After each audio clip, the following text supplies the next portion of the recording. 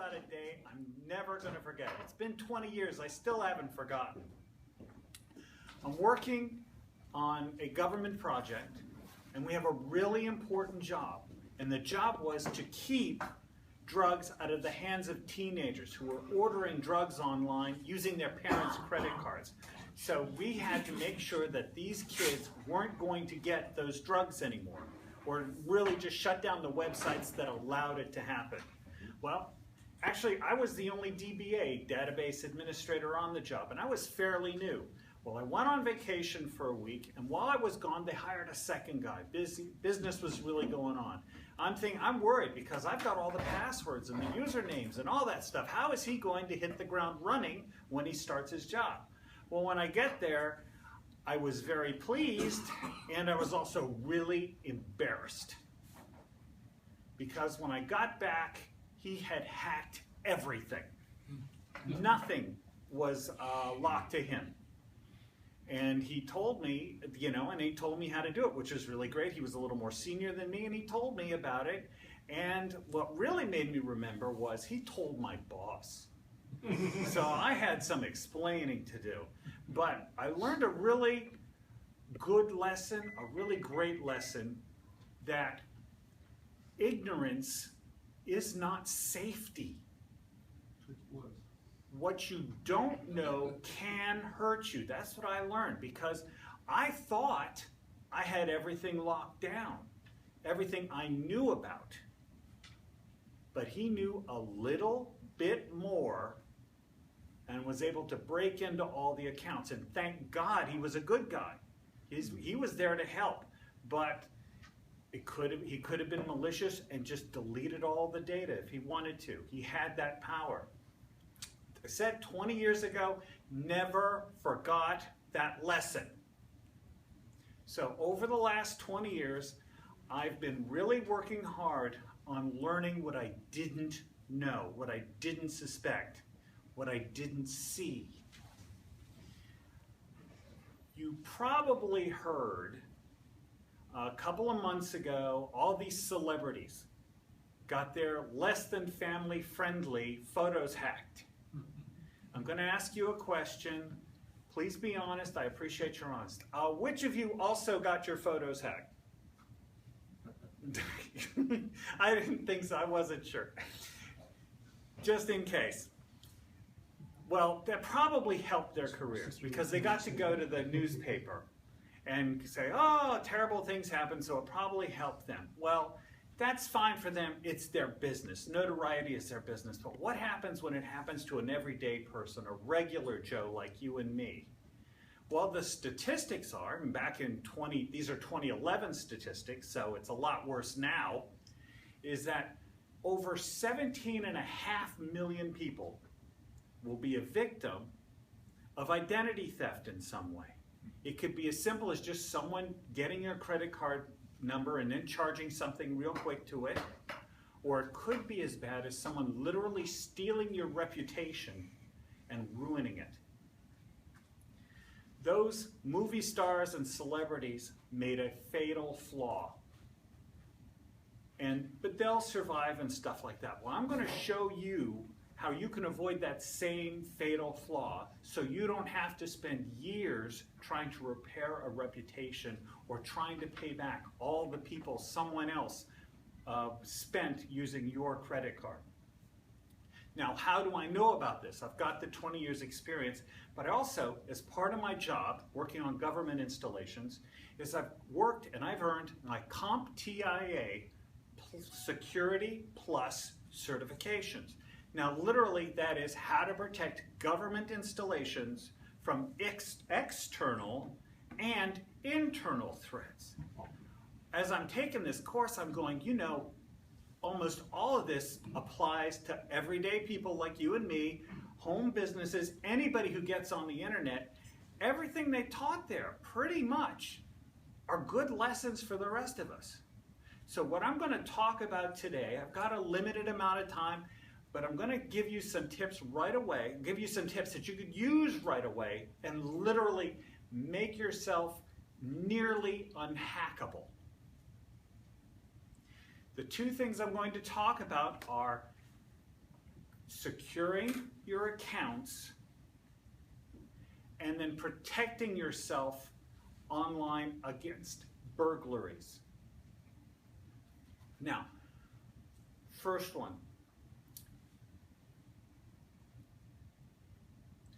Complex passwords. Passwords are the doorways. They're the access. Everybody has a password and a username to something.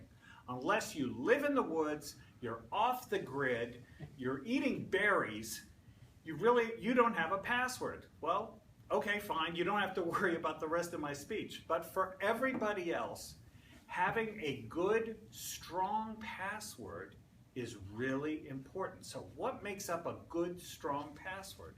Well, the Department of Defense suggests that you have passwords that are at least 15 characters long. Now, that's really unusual. I was watching a news show, and there was a reporter there, and there was this man, and his job was to professionally hack passwords. That's what they paid him for. And he had a table there, and it was set up with all these computers he bought off the shelf. It was programmed specifically to figure out passwords. So she gave him her account number, and in 5.5 seconds, that computer broke right through it. That's how simple it is. What the man said was, if you make, that's for like 8-character passwords, 4-character passwords. If you have much longer passwords, such as 15 characters, that could change that time it takes to break into your account from 5.5 seconds to 5.5 years. Believe me, if your password is long enough that it takes 5.5 years to break in, you've got nothing to worry about. They will move on because there are so many other people out there who are much simpler, who have much simpler passwords.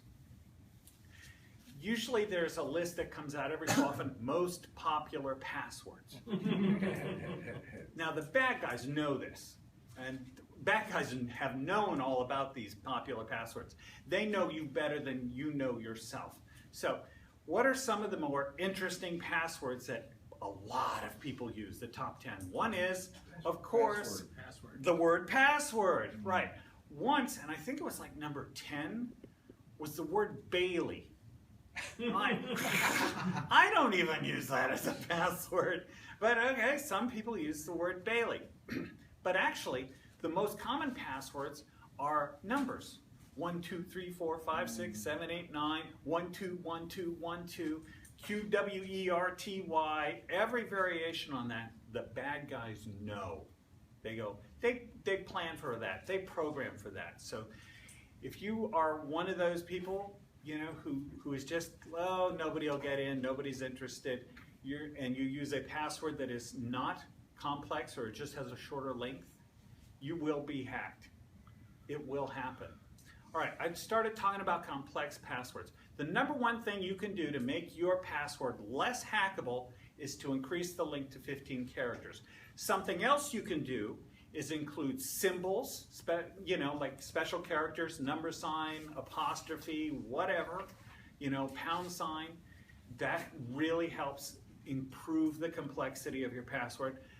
Also, adding numbers.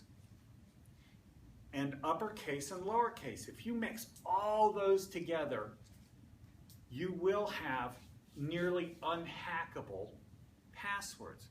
I was getting an account today on WordPress. I'm starting my own website talking about this. I call it Mission Unhackable. And my goal is to teach everybody about this, how they can secure their online information. And inside it, it had suggestions for passwords and stuff. So I came up with a password after the class and typed it in, and it said 100%, very good password. I felt good about that. But it included uppercase, lowercase, special characters, and numbers, and 15 characters. So that is how you can really, the number one thing you can do to really secure your password is to make it very complex. And also, of course, it goes without saying, but everybody needs to be reminded, don't share it with people.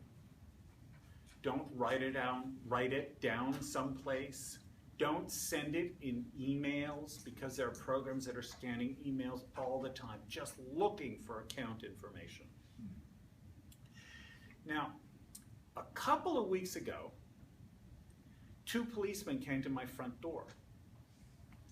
And of course I thought, what did my son do now?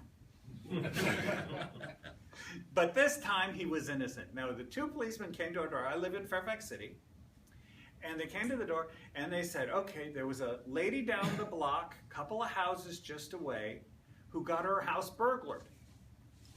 And he said they were very surprised, because usually they don't have to deal with that in Fairfax City. It is, you know, noise or something like that, but burglared? So he said, but what the lady had done, she had gone on vacation. And in her mailbox was just letters piled on. So it's just like a rob me sign. Well, of course you would say, well, that's ridiculous. You should never do that. You should have cancel your newspapers and then put your letters away. Have the post office save it for you. Pretty simple. Then why are so many people advertising online when they're not home? Yeah, click, having a great time in Florida. Be back in a week. And they post it. Bad guys are looking at that. Here's something else. This is actually the more important one. There's a TV show. I actually have, one of my guilty pleasures is reality TV shows. Not the Kardashians, the other ones. It's called catfish. It's a new term. I had no idea. Catfish is when you meet somebody on Facebook and you really hit it off and you go, let's get together. And they're going, no, no, no, but I really love you. But, let's postpone. And you get this correspondence going on, but they're reluctant to meet you. All of a sudden the question comes into your head, are these people really who they say they are? So they've got these 2 guys and they record the 2 guys. It's a little detective show, so to speak. So one of the first things they do is they go to that person's webpage and they look at the picture and they do a Google search to see if that picture appears anywhere else. And usually, because usually they find bad guys, yeah, it's somebody else's picture. There was this one episode where where the person who they were interested in took a picture of something in their neighborhood. Well, these catfish guys pulled that picture off of Facebook, ran it through a computer program, and it had the longitude and latitude of where that picture was taken. And it was only 3 blocks from the lady's house who was interested in finding out about this. It was someone local to her. She had no idea. My question is, I had no idea that information was in photos, but it is. If you on your phone have location tracking turned on, all that information is encoded into your photos. And when you post them, that information goes out on the internet. So let's say you take a picture of your house, but you're really good about it. You hide the number, and you've got location tracking on. The bad guys know exactly where your house is. And when you're on vacation just taking pictures of the beach, they know exactly where you're at. You're not at home. So another clue so that you don't have like a rob me sign on your house is when you go on vacation and you take pictures, post them when you get back. We had a great time. Don't let the bad guys know you're not at home. Second, turn off location tracking on your phone. There's really very little need for it. Maybe with Uber or something, but otherwise you don't need it, and it just uses up battery life, and people can track you anywhere you are. So what I've covered are just 2 of the things: strong passwords and location tracking, social media, keeping your your location information off the internet. If you have strong passwords, complex passwords, okay, what were some of the characteristics of complex passwords? 15 characters. Very good. What else? Upper and lowercase. Okay, anything else? Numbers And special characters. Ideally, you would have completely random, but that's really hard. The help desk people have enough phone calls coming in for changing their passwords. You know, like I forgot my password, so a compromise would be something like that. And let's say wherever you have the letter O, change it to a number 0. Bad guys look for words, common words, in passwords. So if you can change those so they're not common words, they don't exist in the dictionary, you're way ahead of the game on keeping your personal information private. Any questions about things I've covered? John? Yes. You mentioned complex passwords. Yes. If you have 10 or 20 or more accounts and you have the same number of complex passwords, what is your recommendation for remembering them? Because you're either going to have to write them down or get one of these software programs that itself is protected by a password. Any comments about that? Yes. In that case, write them down and put it in a safe place. Ideally, there's a lot of ideally. Well, ideally, you would never get on the internet, but that's not possible. Ideally, you could memorize 20 passwords. There are probably systems for memorizing that many passwords where you just change a word or something in there, but that's not possible. So just write them down if you have a problem memorizing them and just put them in a secure location. That's a whole other talk about storing information on the cloud. It brings up a really good question. I'm not going to go into it, but it's something. When you store something in the cloud, who's responsible for making sure it's secure? Ideally, you should be. You should be very confident and comfortable that everything is being done to protect your information. But you've handed that responsibility over to someone else. Someone you don't know, someone you can't call on the phone, someone you hope is doing their job, someone who didn't go on vacation and had their coworker break into your passwords, you know, somebody like that. So that's a different talk. Storing things on the cloud, it can be so convenient, but you have to do it responsibly. So my suggestion for if you have a lot of passwords, just write them down and put them in a secure location. Don't put them in an email. Do not save it on your computer. There are programs on that you never know, but it could be going to the most benign site and can be putting stuff on your computer that looks just for passwords, that scans just for passwords. One quick story, just how vulnerable are computers? I had an old laptop that still had some life in it, so I installed Windows XP on it. And in order to, and I was so proud because I found all the drivers. You know what a pain that is.